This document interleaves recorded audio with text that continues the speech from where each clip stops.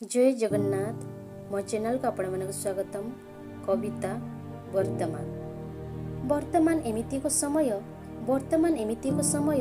महत्व जान निश्चय। वर्तमान को नहीं भविष्य निर्धारित।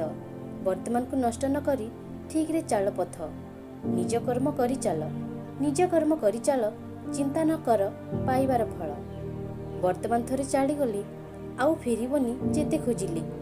सागर भली स्रोत ताहार अपेक्षा करे ना कहार।